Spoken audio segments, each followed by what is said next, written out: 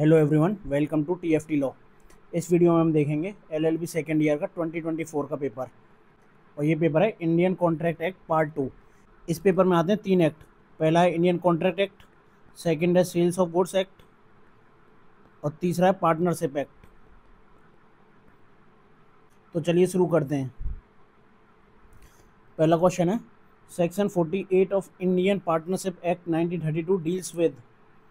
Option है partnership at will, mode of settlement of accounts between partners, holding out और all of the above. इसका correct answer है B, mode of settlement of accounts between partners.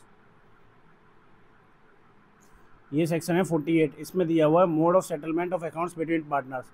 तो section 48 का B answer सही हो गया। Question number 2, Cox versus Hickman is a leading case relating to. इसका answer है बी, शेयरिंग ऑफ प्रॉफिट्स। ये सीधे सीधे याद करना है, केस लॉस जितने भी हैं वो याद करने हैं। Question number 3, Smith versus Moss is a leading case relating to. इसका आंसर है C, implied agency. Question number 4, pledge includes delivery of possession in pursuance of contract both A and B, और डी नन ऑफ दिस। इसका correct answer है C, both A and B. ऐसा दे रखा है section 172 148 में। यह है इंडियन कॉन्ट्रैक्ट एक्ट, इसमें सेक्शन है 172। इसमें दे रखा है प्लेज क्या है। ये bailment of goods as security for payment of debt performance of a promise is called pledge. Pledge ये है बेलमेंट ऑफ गुड्स, और बेलमेंट ऑफ गुड्स दे रखा है सेक्शन 148 में। ये सेक्शन 148, इसमें बेलमेंट डिफाइन है। Bailment is the delivery of goods by one person to another for some purpose upon a contract. So delivery of goods या delivery of possession, ये चीज़, और अपॉन अ कॉन्ट्रैक्ट, तो इसलिए both A and B इसके correct answer हो जाएंगे। So delivery of possession और delivery of possession in pursuance of contract, so C will be the correct answer. Question number 5, in which of the following case it was held that the absence of public notice will not destroy efficacy of the date of withdrawal from partnership. इसका answer है A, Jairam Agarwal versus 6th additional district जज इलाहाबाद। ये case law है, ये सीधे सीधे याद करना है। Question number 6, in which case it was held that partnership can be dissolved with the consent of all parties. इसका आंसर है डी, श्री कृष्णन गुप्ता वर्सेस राम बाबू गुप्ता। ये भी केस लॉ है, केस लॉ सीधे सीधे याद करने हैं।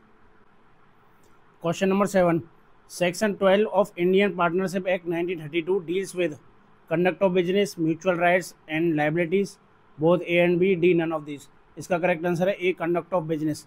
ये सेक्शन 12 देखते हैं।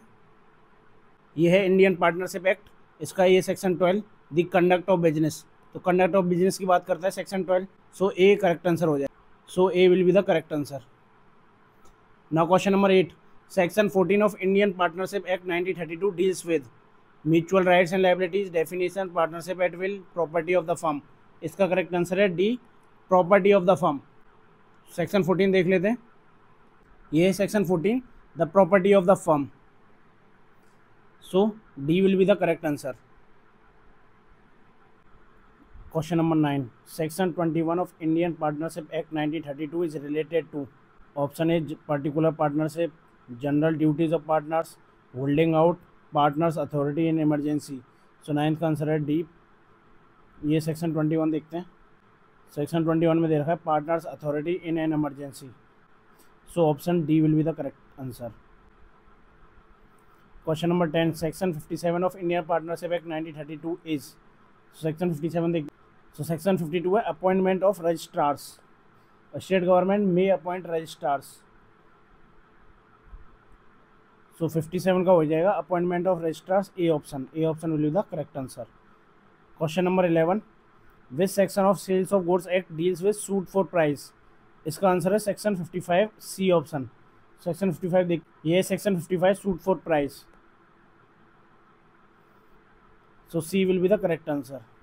Question number 12, where the seller wrongfully neglects or refers to deliver the goods to the buyer may sue the seller for damages of non delivery, this statement is। इसका answer है ए, ट्रू, क्योंकि ये दे रखा है section 57 में sales of goods act के।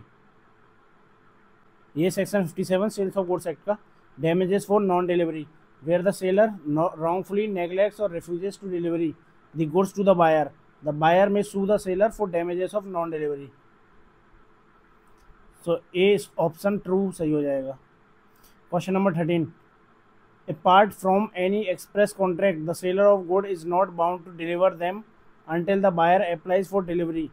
This is related to 13 का B सेक्शन 35. सेक्शन 35 देखते हैं. ये section 35 buyer to apply for delivery. Apart from any express contract, the seller of goods is not bound to deliver them until the buyer applies for delivery. So B option section 35 correct answer हो जाएगा.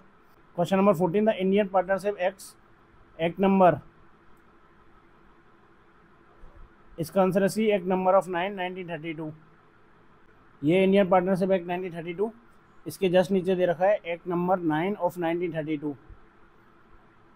सो C option correct है. Question number 15. Section of Indian partnership act is related. ये question इधर incomplete है, लेकिन इधर हिंदी में दे रखा है धारा 7, यानी सेक्शन 7 की पूछ रहा है ये क्वेश्चन में. सो मिसप्रिंट हो गया थोड़ा. तो इसका आंसर है बी, पार्टनरशिप एट विल. ये section 7 partnership at will. So B correct answer है. Question number 16. Partnership not created by status, this statement is. ये स्टेटमेंट है ट्रू, ये दे रखा है सेक्शन 5 में. ये इंडियन पार्टनरशिप एक्ट का section 5, partnership not created by status. So ये ट्रू हो गया. Question number 17. Agreements of restraint of trade is related with. इसका आंसर है डी, सेक्शन 54. ये सेक्शन 54 इंडियन पार्टनरशिप एक्ट का, agreements in restraint of trade. So section 54 D option correct हो गया.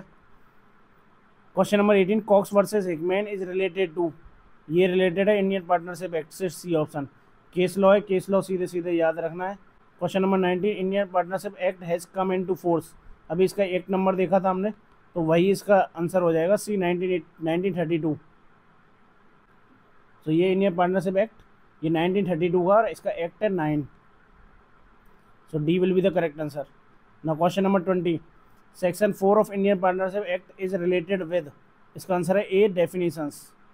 ये सेक्शन 4 इसमें गिवन है definitions of partnership, partner, firm and firm name. ये 4 डेफिनेशंस दे रखी है सेक्शन 4 में ही.